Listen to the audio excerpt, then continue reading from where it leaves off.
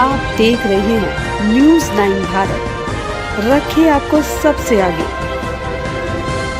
नमस्कार, आप देख रहे हैं न्यूज़ 9 भारत, मैं हूं आपके साथ अंजलि। चलिए रुक करते हैं खबरों की ओर। आजमगढ़ में समाजवादी पार्टी के राष्ट्रीय महासचिव व एमएलसी स्वामी प्रसाद मौर्य सामाजिक संगठन मैत्रेय प्रगति मंच प्रबुद्ध सम्मेलन में भाग लेने के लिए आजमगढ़ पहुंचे, जहां उनका स्वागत सिक्कों से तौलकर किया गया। इस दौरान उन्होंने भाजपा सरकार पर जमकर हमला बोला। उन्होंने कहा कि वर्ष 2024 का लोकसभा चुनाव भाजपा की विदाई का चुनाव होगा। उन्होंने कहा कि न्यूनतम साझा कार्यक्रम के हिसाब से विपक्षी पार्टियां लोकसभा चुनाव में एकजुट होंगी और भाजपा का सफाया होगा। नगर के एटलस पोखरे पर एक मैरिज हॉल में प्रबुद्ध सम्मेलन में भाग लेने पहुंचे सपा के राष्ट्रीय महासचिव स्वामी प्रसाद मौर्य ने कहा कि भाजपा की सरकार में देश में महंगाई, बेरोजगारी बढ़ गई है। भाजपा सरकार देश को लूटकर अंबानी व अडानी की तिजोरी भरने में जुटी है। जिन सरकारी विभागों में नौकरी मिलने की उम्मीद थी, आज वो सरकारी विभाग बेचे जा रहे हैं। आज सरकार बच्चों से निवालों, दूध, दही, मट्ठा, मक्खन पर भी टैक्स वसूल रही है। सपा के राष्ट्रीय महासचिव स्वामी प्रसाद मौर्य ने कहा कि भारतीय जनता पार्टी की विदाई करने के लिए हम सभी पूरी ताकत के साथ लगे हुए हैं। उन्होंने कहा कि न्यूनतम साझा कार्यक्रम के तहत सभी विपक्षी दल एक होंगे। उन्होंने कहा कि पार्टियों को अपने लाभ, ईगो को छोड़कर राष्ट्र हित, संविधान हित और लोकतंत्र के हित में सबको एक प्लेटफॉर्म पर आना आवश्यक है, जिसके लिए सपा सुप्रीमो अखिलेश यादव लगातार अभियान में लगे हुए हैं। आज तो सोनपुर में तथागत बुद्ध जी की मूर्ति का अनावरण था और साथ ही साथ वहाँ पर एक विचार गोष्ठी भी थी, जिस कार्यक्रम को करने के बाद इस बंधन गेस्ट हाउस में बुद्धिजीवियों की एक संक्षिप्त बैठक होनी है, जिसको संबोधित करने के लिए मैं यहाँ पर उपस्थित हुआ हूँ। और इसके पहले हमारे पुराने मित्र रहे स्वर्गीय डॉक्टर ओम प्रकाश जी, उनके आवास पर भी कार्यकर्ताओं से मुलाकात का कार्यक्रम था। वहाँ पर मिलने जुलने के बाद इस बंधन गेस्ट हाउस के कार्यक्रम में उपस्थित हुआ हूँ। आज जो वर्तमान राजनीतिक और सामाजिक परिदृश्य है, वाकई में वो चिंतनीय है। आज देश की जो मूलभूत समस्याएं हैं, देश में बड़े पैमाने पर बेरोजगारी है। प्रदेश और देश का नौजवान बेरोजगारी का दंश झेल रहा है। महंगाई चरम पर है। सभी उपभोग की वस्तुएं की कीमत आसमान पर चढ़े हैं। डीजल, पेट्रोल के दाम बेतहाशा बढ़े, यहाँ तक कि जो 65 रुपये डीजल, 65 रुपये पेट्रोल कभी भाजपा सरकार के पहले था, 100 के पार पहुंच गया। जो डीजल 56 रुपये लीटर था, भाजपा सरकार में 100 के पास पहुंच गया। खाना बनाने वाला गैस सिलेंडर जो कभी 250 रुपये मिलता था, आज 1200 रुपये में मिलने लगा।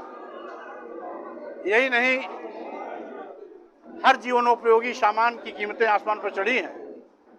यहाँ तक कि बच्चों के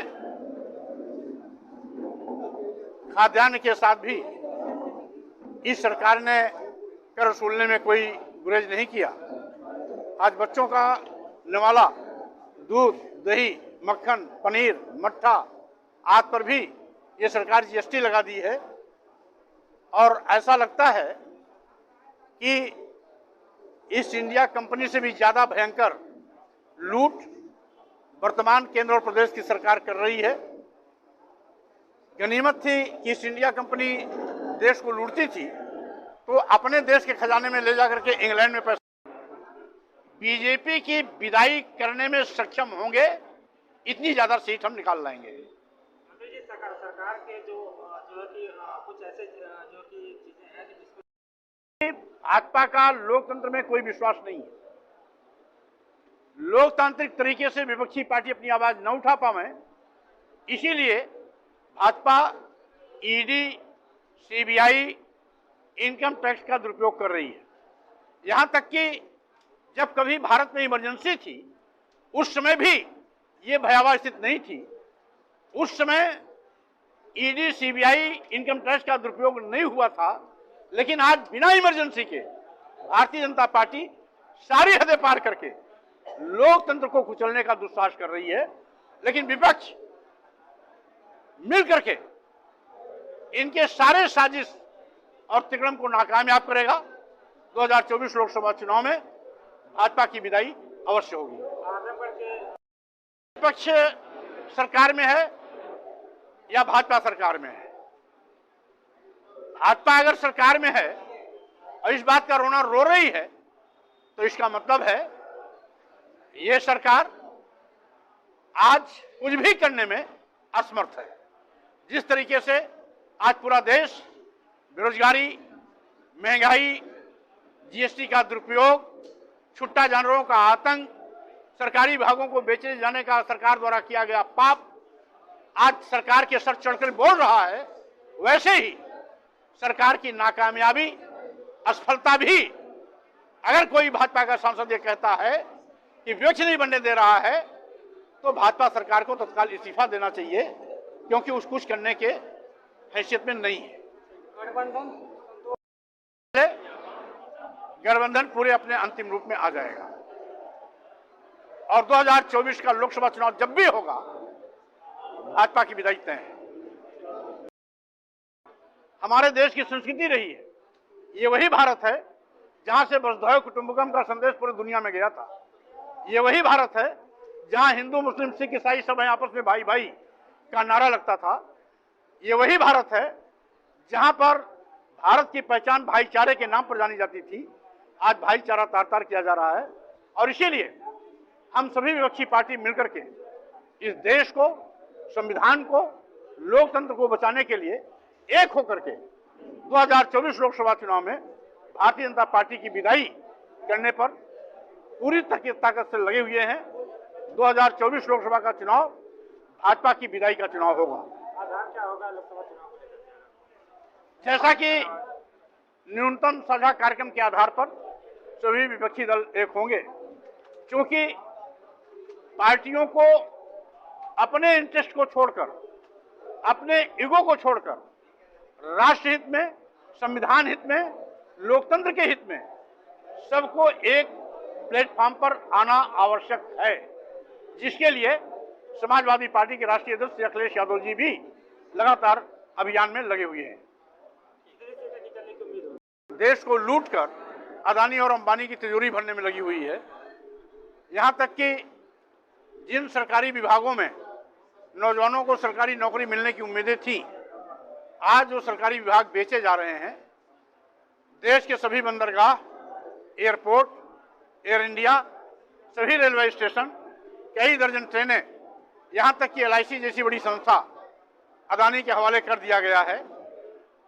आजादी के बाद ये पहली ऐसी सरकार है जो राष्ट्रीयकृत विभागों को निजी हाथों में दे रही है, जबकि पूर्व की सरकारें निजी क्षेत्रों का राष्ट्रीयकरण किया करती थी, जिससे कि नौजवानों के सरकारी नौकरी का रास्ता प्रशस्त होता था।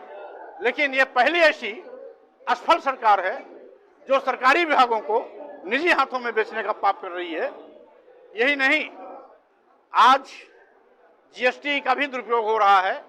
बड़े पैमाने पर लघु एवं मध्यम व्यापारियों का धनादोहन चल रहा है।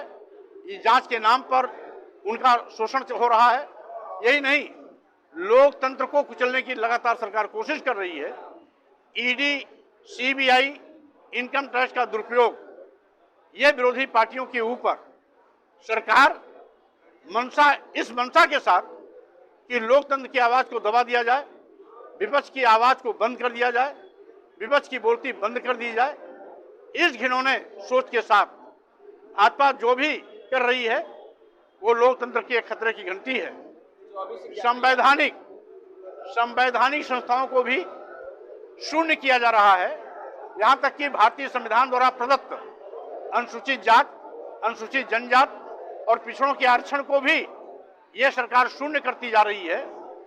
यही नहीं, आज जब से भाजपा सरकार आई है, सरकारी नौकरियां गायब हो गई, यदा कदायद कभी कोई सरकारी जगह आई भी तो भ्रष्टाचार की बलवेदी पर चढ़ गई। आज आउटसोर्सिंग द्वारा जॉब देना, सरकार नौकरी देने की वाहवाही लूटने की कोशिश करती है। हम समझते हैं इन मुद्दों पर चर्चा ना हो, इसलिए भाजपा एक साजिश के तहत कभी लव जिहाद, कभी हिंदू मुसलमान, कभी हिंदू राष्ट्र, कभी हिंदुत्व की दुहाई देकर के लोगों की आंख में धूल झोंकने की कोशिश कर रही है। समस्याओं पर चर्चा ना हो, इसीलिए भारतीय जनता पार्टी शॉर्टकट रास्ता अख्तियार कर लोगों की भावनाओं को उकसाकर, हिंदू मुसलमानों को आपस में लड़ाकर, हिंदू मुसलमान भाईचारे को तार तार कर कहीं न कहीं भैया हमारे कैमरा मत मिला वालों सरकार।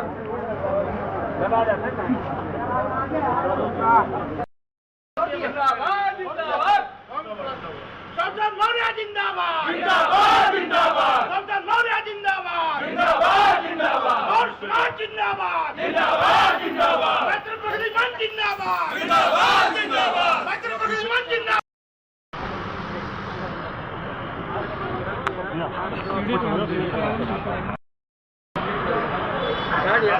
संतोष भाई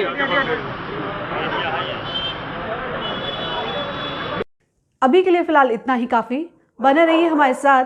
छोटी से बड़ी खबर जानने के लिए न्यूज़ 9 भारत पर अब चाहूंगी इजाजत। नमस्कार।